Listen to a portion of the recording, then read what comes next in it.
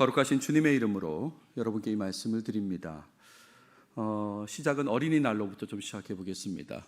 어린이날이 5월 5일이라는 걸 모르는 사람은 아마 없으실 것입니다. 근데 이 어린이날의 의미가 뭐지? 어린이날의 목적이 뭐지? 라고 물으면 대략은 그냥 어린이를 위한 거 아닌가? 이렇게 생각하지만 정확하게는 잘 이렇게 모르시는 분들이 많으실 것 같습니다.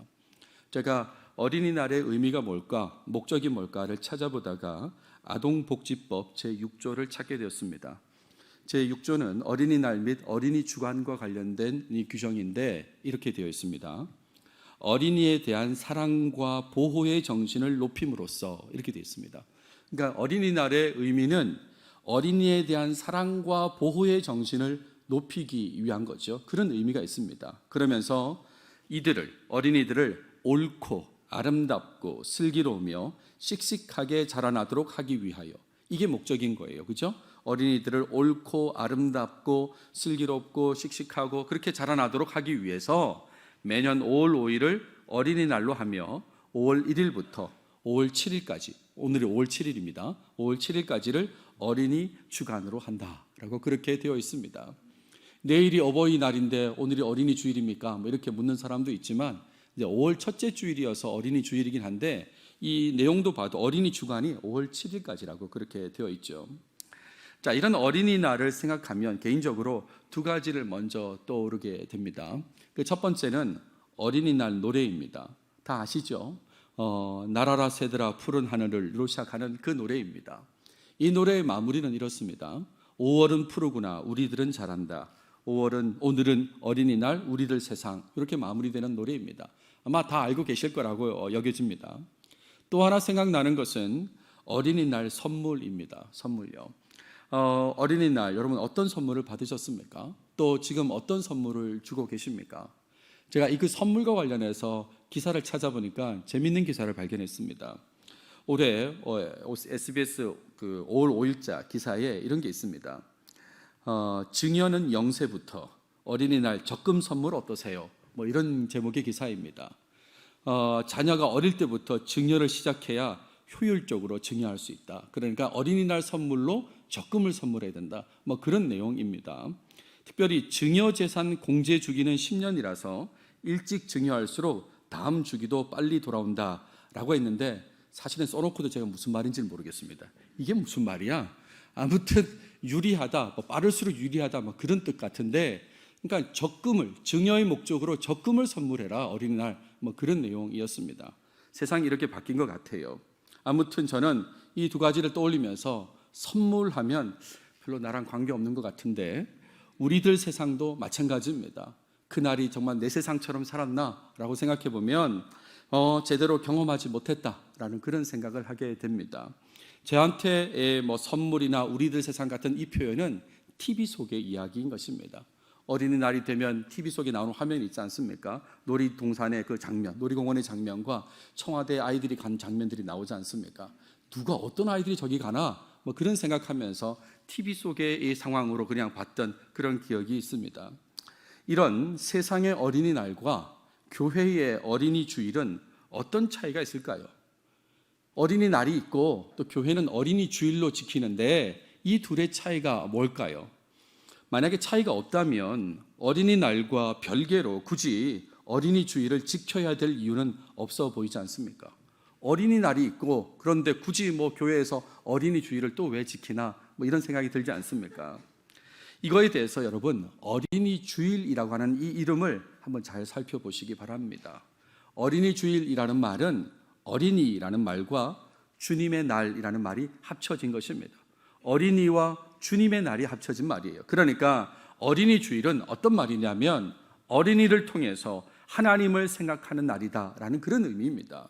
아까 제가 어린이날의 의미, 목적을 좀 보여드렸지 않습니까? 아동복지법에 있는 그 의미, 목적을 보여드렸는데 그거와 별개로 교회가 어린이 주일을 지키고 주일 예배를 드리는 것은 어린이를 통해서 하나님을 생각하려고 한다, 이런 말입니다. 주님의 날에 하나님을 생각하려고 어린이 주일을 지킨다, 그런 얘기입니다. 이 시간 어린이와 관련해서 세상의 많은 어린이들을 떠올릴 수도 있겠지만 신앙인으로서 각 가정에 어린이에 좀 집중하시면 좋겠습니다. 각 가정의 어린이에 집중하시라 이런 말이에요. 물론 나이로 어린이를 구분한다면 모든 가정에 해당되지 않을 수도 있습니다. 우리 집에는 어린이가 없습니다. 또 할 수 있기 때문에 부모와 구분되는 자녀를 떠올리시면 좋겠습니다. 다음 주가 어버이 주일인데 부모에 대한 얘기를 할 겁니다. 그러니까 그것과 대비되는 자녀를 좀 떠올리시면 좋겠다는 말씀을 드려요. 그 자녀와 하나님을 연결해서 오늘 말씀을 계속 이어가 보도록 하겠습니다. 본문을 보시면 본문은 에베소서 6장의 내용입니다. 이 에베소서 6장은 후반부로 갈수록 어떤 내용을 얘기하냐면 부르심에 합당한 삶에 대해서 얘기합니다. 주님의 자녀로 부르심에 대한 합당한 삶이 어떤 것인지를 얘기하는데 여러분 잘 알고 있는 내용들이 계속 나와요. 5장 후반부에 시간 활용에 대한 얘기가 나오죠. 세월을 아끼라라는 그런 내용이 나옵니다. 또 성령 충만에 대한 얘기도 나옵니다. 술 취하지 말고 성령 충만을 받으라 그런 내용도 나오죠. 또 피차 복종하라는 말씀도 나옵니다. 거기에다가 이어지는 또 긴 내용이 아내와 남편에 대한 내용도 있습니다. 자, 그런 다음에 이어지는 내용이 바로 자녀와 부모에 대한 내용입니다. 그러니까 부르심에 합당한 삶의 내용, 그 문맥 속에서 자녀와 부모에 대한 내용이 나오는데 오늘은 어린이 주일이니까 어린이를 대하는, 자녀를 대하는 부모에 집중해서 말씀을 보려고 합니다. 그런데 이 부모와 관련된 구절은 딱 한 구절밖에 없습니다. 우리가 봤던 바로 6장 4절이지 않습니까? 또 아비들아 너희 자녀를 노엽게 하지 말고 오직 주의 교훈과 훈계로 양육하라 라고 하는 이 구절입니다. 아비들아 라고 했습니다. 아비들아 이렇게 하면 엄마는 어디 갔어? 라고 그렇게 생각이 들죠. 그죠? 아비들아, 부모라고 하지 않고 아비들라고 했는데 그럼 엄마는 어디 갔어? 라고 했을 때 여러분 가정의 대표로서 언급된 것이 아버지다 이렇게 생각하시면 좋겠습니다. 1세기 지금 그 당시 상황을 생각하면서 본문을 보셔야 되는 거죠. 앞서 5장의 내용을 잠깐 보여드리겠습니다. 아내와 남편 관계 속에서의 내용인데 이런 구절이 나옵니다. 5장 23절에 이는 남편이 아내의 머리됨이 그리스도께서 교회의 머리됨과 같음이니 그가 바로 몸의 구주시니라. 남편이 아내의 머리가 된다라는 표현이 나오죠. 그래서 아비들아라고 그렇게 아버지만 먼저 언급을 한 것입니다. 실상은 엄마를 포함했다라고 생각하시면 됩니다. 요즘으로 따지면 부모님들아, 부모들아 이렇게 얘기한 거죠. 자, 그러면서 너희 자녀를 했습니다. 자녀. 여기서 자녀는 어린이를 포함한 자녀이겠죠. 모든 자녀, 나이와 관계없는 다 그 모든 자녀를 얘기합니다. 자녀를 노엽게 하지 말라 그랬습니다. 노엽게 하지 말라. 요 문구를 따로 떼서 한번 생각해 보겠습니다. 노엽게 하지 말라 이 번역은 사실은 자녀나 특히 어린이에게는 어울리지 않는 표현입니다. 그렇지 않습니까? 아이한테 아이를 노엽게 하지 말라 이런 표현은 우리는 잘 쓰지 않죠. 그렇잖아요. 히브리어 문장이 메 파로르 기제때라고 하는데 이 파로르 기제때를 이제 이렇게 이해해야 되는 거죠. 화나게 하지 말라. 너희 자녀를 화나게 하지 말라라고 했습니다. 애들도 화나면 보기 좀 힘들지 않습니까? 이렇게 화나게 하지 마라. 근데 어떻게 화나게 하지 말라 하는 건가를 조금 더 생각해 보면 이것은 폭력적인 말, 폭력적인 행동을 하지 말라 그런 얘기입니다. 아이를 화나게 만드는 폭력적인 말, 폭력적인 행동을 하지 말라는 것이고 이걸 다르게 얘기하면 존중하라는 거죠. 아이들을, 자녀들을 존중하라 그런 얘기입니다. 본문으로 돌아오면 아비들아 너희 자녀를 노엽게 하지 말고 어떻게 하고요? 존중하고 폭력적인 말, 폭력적인 행동 하지 말고 존중하고 그런 다음에 오직 주의 교훈과 훈계로 양육하라 그랬습니다. 여기서 가장 핵심의 단어는 주입니다. 주님이죠. 주님의 교훈과 훈계로 양육하라 그 얘기를 하고 있는 것입니다. 쉽게 말하면 신앙을 전제로 한 교육을 얘기하는 겁니다. 신앙을 전제로 한 훈련, 책망을 지금 말하고 있다 이런 말이에요. 다르게 얘기하면 예수님을 닮은 신앙인 부모의 모습으로 양육하라는 것입니다. 예수님의 교훈과 훈계를 양육해야 되니까 부모도 예수님을 닮은 모습을 가지고 그렇게 양육해야 되지 않겠습니까? 이 구절을 다시 한번 가져와 보겠습니다. 오직 주의 교훈과 훈계로 양육하라. 근데 혹시 그런 생각 들지 않습니까? 이렇게 주님의 교훈과 훈계, 훈련과 책망을 할 때에 그 훈련 책망 자체에 자녀가 화를 내면 어떻게 될까요? 앞의 내용에서 자녀를 화나게 하지 말라고 그랬지 않습니까? 그랬는데 주의 훈계와 그 책망으로 이렇게 이 양육을 할 때에 그 훈련 책망 자체에 벌써 자녀가 화를 내면 어떻게 되냐? 그럼 책망을 하지 말까요? 훈련을 하지 말까? 어떤 생각 드십니까? 이거는 저희가 지금 6장 4절만 봐서 그런 겁니다. 전체 내용을 보시면 자녀가 잘못되는 거죠. 부모가 주의 교훈과 훈계로 양육할 때에 그 자체의 화를 낸다면 그건 자녀가 잘못하는 겁니다. 왜 그런가 하면 다음 시간에 보겠습니다만 6장 1절을 보십시오. 자녀들아 주 안에서 너희 부모에게 순종하라. 이것이 옳으니라 그랬습니다. 부모가 주님의 그 교훈과 훈계로 양육할 때는 그 말씀을 들어야 하는 거죠. 근데 그 자체를 싫어하고 화를 내고 그러면 그것은 나를 노엽게 하는 겁니다 라고 하는 것에 해당되지 않는다, 이런 말입니다. 그런 거죠. 때로는 신앙으로 훈련과 책망을 진행하기 위해서는 매가, 회초리가 필요하기도 하다는 것을 여러분 알 필요가 있습니다. 이건 제 얘기가 아니라 잠언서를 보신 분은 다 알고 계실 거라고 여겨집니다. 잠언에 뭐라고 그랬습니까? 13장에 매를 아끼는 자는 그의 자식을 미워함이라. 자식을 사랑하는 자는 근실히 징계하느니라 그랬죠.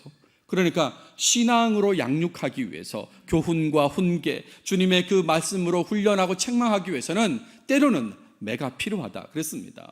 더 강력한 말씀 보여드릴까요? 23장에 아이를 훈계하지 아니하려고 하지 말라. 채찍으로 그를 때릴지라도 그가 죽지 아니하리라. 무슨 말입니까? 안 죽을 테니까 걱정 말고 때리라, 그 얘기입니까? 걱정 말고 때리라고. 죽을 수 있습니다, 여러분. 이 말은 무슨 말이냐면 그렇게 간절하게 아이를 신앙으로 양육해야 된다, 그런 얘기지 않습니까? 그러니까 이거를 무슨 폭력적인 말, 폭력적인 행동하고 연결해서는 안 되는 것입니다.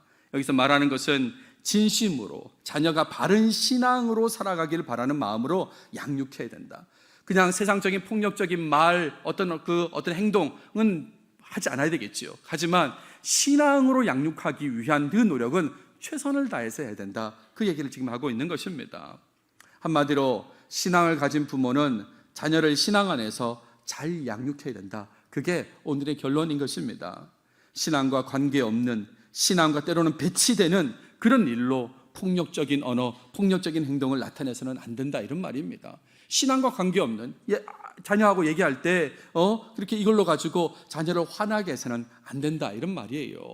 그렇지 않습니까? 진학과 관련된 얘기를 하면서, 취업과 관련된 이야기를 하면서, 결혼과 관련된 이야기를 하면서 신앙과 관계없는, 신앙과 배치되는 그런 걸로 감정이 상하고 폭력적인 말을 하고 폭력적인 행동을 해서는 안 된다, 그런 얘기입니다. 물론 자녀도 신앙으로 만약에 부모가 지도한다면 그것에 대해서는 화내거나 불순종해서는 안 되는 것입니다. 여러분 그 기억하셔야 됩니다. 근데 오늘은 부모에게 주목하니까요, 항상 주의 교훈과 훈계로 잘 양육해서 하나님을 기쁘시게 하는 그런 자녀가 되도록 그렇게 노력해야 되는 거죠. 부모로서 그렇게 노력해야 됩니다. 신앙으로 잘 양육되도록 하기 위해서 노력해야 된다, 이런 말입니다.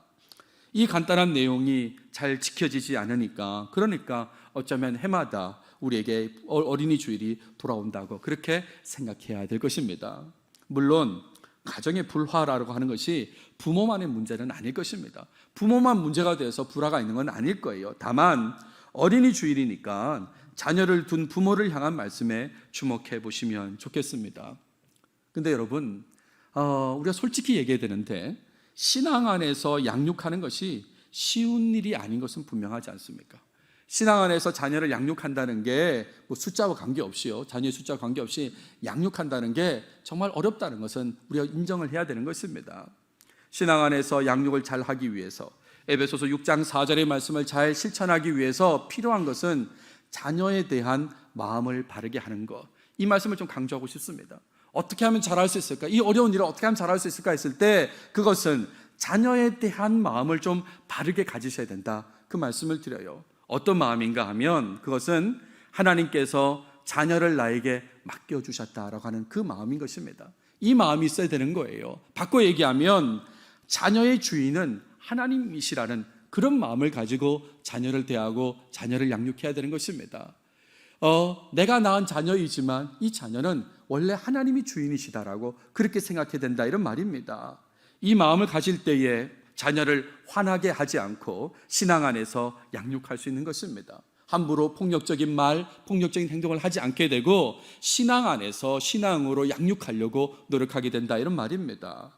결국 어린이 주의를 통해서 가장 먼저 해야 될 것은 자녀의 주인이 하나님이심을 인정하는 것이다, 이런 말이에요. 그렇게 인정할 때에 영혼 구원의 필요성이 느껴지지 않겠습니까? 나를 통해 낳은 자녀인데 하나님이 주인이세요. 근데 그 자녀가 신앙이 없어요. 그러면 어떤 마음이 들겠습니까? 영혼 구원의 필요성이 계속 느껴지지 않겠습니까? 또 하나님 나라에 기여할 기대감도 가지게 되는 겁니다. 저 아이가 하나님 나라에 기여하게 될 텐데 하는 그런 기대감도 있게 된다, 이런 말이에요. 인정한다고 하면서도, 하나님이 주인이라는 걸 인정한다고 하면서도 자신의 뜻을 자녀에게 강요한다면 그것은 하나님을 매우 무시하는 것입니다. 인정한대요. 그런데 내 뜻대로 하라고 계속 얘기한다는 건 이것은 하나님을 무시하는 거나 다름없는 거지 않습니까? 그래서 오늘 말씀을 가지고 적용점으로 말씀드리고 싶은 건, 여러분, 어린이 주의를 맞아서 자녀에 대한 바른 마음을 좀 가지고 신앙 안에서 양육해야 된다, 이 말씀을 좀 강조하고 싶습니다. 어린이 주일이집니다. 그러니까 자녀에 대해 생각할 때에 바른 마음을 가지고 그리고 신앙 안에서 양육해야 되겠다, 이렇게 좀 결심하시고 실천하시면 좋겠습니다. 무엇보다 자녀의 주인이 하나님이심을 잊지 않으셔야 합니다. 항상 기억하셔야 돼요. 내 자녀의 주인은 하나님이시라는 것을 기억하고 또 기억하셔야 합니다. 내 아들, 내 딸이니까 내 마음대로 한다. 혹시 여러분 이런 마음 가지고 있는 분 계십니까? 내 아들이니까, 내 딸이니까, 내 자식이니까 내 마음대로 한다, 뭐 이런 얘기 들어본 적 있으실 거예요. 혹시 여러분 가운데 이런 말을 직접 하신 분도 있을지 모르겠습니다. 여러분, 절대 이런 마음을 가져서는 곤란한 것입니다. 여전히 자녀를 자기 마음대로 할 수 있다고 생각하는 부모들 때문에 세상은 매우 불편합니다. 지금도 불편합니다. 자기들 마음대로 할 수 있다고, 내 자녀니까 내 마음대로 할 수 있다는 것 때문에 세상은 불편해요. 이런 좋지 않은 태도는 두 가지 극단적인 모습으로 나타나게 됩니다. 내 자녀니까 내 마음대로 해 라는 모습이 극단적으로 나타나는, 두 가지로 나타나는데, 그 첫 번째는 방임과 폭력입니다. 그냥 내버려 두는 거예요. 내 자녀니까 내 마음대로 해 그러면서 그냥 내버려 두거나 아니면 폭력을 행사하게 되는 겁니다. 폭력과 관련된 기사가 얼마나 많은지 모릅니다. 저는 사실 그런 기사를 보는 것을 두려워합니다. 이렇게 읽고 싶지도 않습니다. 그런데 찾아보니까 너무 많고 하나만 예를 들어드리겠습니다. 매일경제 2016년 기사인데 제목이 이렇습니다. 엄마가 초등생 딸 살해 후 친구와 안매장. 친엄마입니다. 친엄마가 딸을 그냥 때린 것도 아니고 결국 죽여가지고 안매장했던 그 일인 것입니다. 어떻게 이럴 수 있을까요? 어떻게 내 자녀 내 마음대로 할 수 있다는 생각 때문에 극단적으로 이렇게 나타나는 거죠. 여러분 아십니까? 폭력으로 고통받는 아동 청소년의 76%가 친부모의 학대와 폭력으로 고통을 받고 있다는 거. 무슨 학폭으로 고통받는 아이보다 친부모로부터 학대와 폭력으로 고통받는 사람이 훨씬 더 많다는 걸 아셔야 되는 거죠. 왜 그렇습니까? 내 자녀니까 내 마음대로 한다는 생각 때문에 이런 극단적인 모습이 나타나는 것입니다. 또 다른 극단적인 모습은 뭐냐면 이런 겁니다. 자녀에게 올인하는 모습입니다. 내 자녀니까 무조건 잘 돼야 된다고 생각해서 그 자녀에게 올인하는 모습이 나타나는 거예요. 법률신문 2020년 3월 12일자 기사인데 아마 제목을 보시면 무슨 내용인지 다 아실 것입니다. 쌍둥이 딸 문제 유출, 숙명여고 전 교무부장 징역 3년 확정. 무슨 내용인지 아시죠? 그죠? 내 딸이 잘 되기를 바라는 마음에 답안지 유출한 거지 않습니까? 그걸로 실형이 확정돼 가지고 징역을 살게 되었습니다. 그 쌍둥이 딸들도 항소심에서 유죄로 알고 있고 이제 곧 최종심에서 이제 확정이 될 것 같은데 이미 그 아버지는 형기를 마쳤다고 하죠. 이런 극단적인 모습이 나타나는 거예요. 무조건 잘 돼야 된다고 하는 그 모습이 나타나는 것입니다. 나는 이 둘의 극단적인 모습은 아니다라고 할 사람이 많을지 모르지만 많은 부모들이 이 사이에 있습니다. 내 자녀라고 내 마음대로 할 수 있다는 생각에 방임과 폭력까지는 아니어도 올인까지는 아니어도 그 사이에 왔다 갔다 하면서 그렇게 하는 모습들이 있다, 이런 말이에요. 적어도 어린이 주일날 이 메시지를 통해서 강조하고 싶은 건 여러분, 자녀를 내 마음대로 할 수 있다는 그 틀에서 벗어나시기 바랍니다. 그 틀에서 완전히 벗어나시길 바라요. 방임과 폭력, 올인의 태도가 아니라 하나님께서 자녀의 주인 되신다는 그 태도를 가지셔야 되는 것입니다. 하나님이 내 자녀의 주인인데 내가 어떻게 마음대로 할 수 있겠습니까? 그러니까 이 태도를 분명히 가지셔야 된다, 이런 말이에요. 단순히 나는 비속어를 쓰지 않습니다. 나는 폭언을 사용하지 않습니다. 나는 사교육을 시키지 않습니다. 이런 것으로는 곤란하다, 이런 말입니다. 그런 거예요. 하나님께서 자녀의 주인이시란 것을 분명히 인식하는 게 중요하다, 이런 말입니다. 어린이 주일날 여러분 꼭 이거 기억하십시오. 부모로서 내 자녀에 대해서, 자녀의 나이와 관계없습니다. 어떤 자녀이든지 그 자녀에 대해 대할 때 하나님께서 그 자녀의 주인이시다, 꼭 기억하시기 바랍니다. 오늘도 제가 광고 시간에 헌화식을 진행하게 될 텐데, 헌화식을 제가 한두 번 한 게 아니지 않습니까? 그때마다 부모에게 질문을 하고 부모가 대답을 합니다. 교우들에게 질문하고 대답하는 시간이 있습니다. 그때 대부분 사람들은 네, 아멘 이렇게 대답을 하게 되죠. 그렇지 않습니까? 그때 아니요 라고 대답하는 사람은 없습니다. 그 질문이 뭐냐면 보십시오. 부모에게 묻습니다. 하나님께서 주신 누구누구가 자라는 동안 오직 하나님 뜻대로 키우며 부모와 부모의 신앙교육 책임을 다하시겠습니까? 라고 제가 묻습니다. 질문에 다 답이 나오잖아요. 이렇게 하나님께서 주셨다라고. 하나님께서 주신 아이입니다. 또 오직 하나님 뜻대로 키우겠냐고 제가 그렇게 묻지 않습니까? 하나님이 주인이시니까 하나님 뜻대로 키워야 되잖아요. 교우들에게도 묻습니다. 누구누구가 이 교회에서 하나님의 사람으로 잘 양육되어지도록 최선을 다하시겠습니까? 하나님의 사람으로 양육되어지는 것입니다. 다른 세상에서 주목되는 사람이 아니라 하나님의 주인이 하나님이시니까 하나님의 사람으로 잘 양육되어지도록 최선을 다하겠냐고 묻는다, 이런 말이에요. 여러분, 하나님께서 주신 주인 되시는 자녀라는 것을 바르게 알 때에 자녀를 위한 신앙교육에 최선을 다할 수 있습니다. 정말 저 아이의 주인이 하나님이시다라는 것을 정말 안다면, 그렇다면 신앙교육에 최선을 다할 수밖에 없어요. 혹 자녀가 신앙이 없어요. 이거 견딜 수 있겠습니까? 이거 견딜 수 있냐, 이런 말입니다. 언젠가 신앙 가지겠지. 느긋해질 수는 없는 것입니다.